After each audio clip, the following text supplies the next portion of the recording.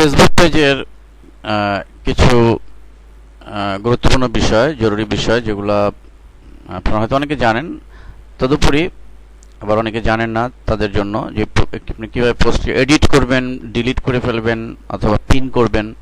Like আপনি পোস্টটাকে একটু edit করতে চাচ্ছেন, এখানে আপনি একটু বানান স্পেলিং ভুল হয়েছে, আপনি পোস্ট করেছেন, তখন কি করে, তখন এই পয়েন্টে ক্লিক করবেন। এখন এডিট পোস্ট, এখানে এডিট পোস্টে ক্লিক করে আপনি এখানে ধরেন আপনি এই অংশটুকু মুছে ফেলতে চান সাপোজ, তো দিয়ে ডান এডিটিং। তো লক্ষ্য করুন অলরেডি এটি ডান হয়েছে, এখন এটি নেই। তো এভাবে এডিট করতে পারি। আপনার মনে হলো যে কোনো পোস্ট ডিলিট করবেন, ধরুন আমি এখানে একটি পোস্ট দিয়েছি, নিচের দিকে আসি, এই পোস্টটিকে ডিলিট করব। তো এখানে ক্লিক করে আমি ডিলিট, এই ডিলিট বাটনে ক্লিক করে আপনাকে একটা মেসেজ দিবে যে ডিলিট পোস্ট। ডিলিট পোস্টে ক্লিক করলেই পোস্টটি ডিলিট হয়ে যাবে। অনেক সময় আমাদের কোনো পোস্ট রং পোস্ট হতে পারে বা যে কোনো কারণবশত আপনি ডিলিট করার প্রয়োজন হলে এটি ডিলিট করে ফেলতে পারেন।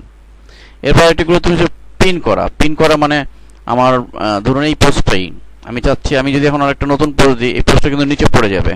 তাহলে আমি চাচ্ছি যে এই পোস্টটা অলওয়েজ টপে থাকুক ফেসবুকের, যতক্ষণ পর্যন্ত না আমি এটিকে আনপিন না করি। তো ফলে যে কেউ ভিজিট করলে প্রথমে এই পোস্টটিকে সে দেখতে পাবে।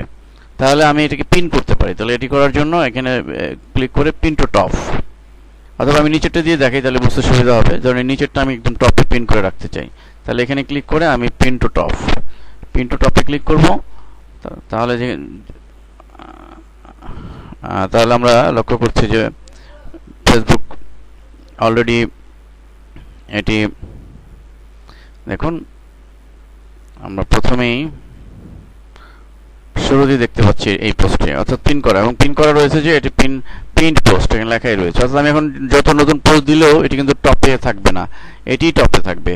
কিন্তু কখনো আমি যদি আনপিন করতে চাই, যে না আমি এটি আর পিন করতে, আমি এক সপ্তাহ টপে রাখলাম, পিন করে রাখলাম, এখন আর পিন করবো না, তখন আমি এখানে ক্লিক করে আনপিন ফ্রম টপ, এটি যদি ক্লিক করি তাহলে এটি আবার টপ থেকে সে তার জায়গা মতো চলে যাবে। তো নেক্সট লেসন দেখার জন্য আমন্ত্রণ রইল।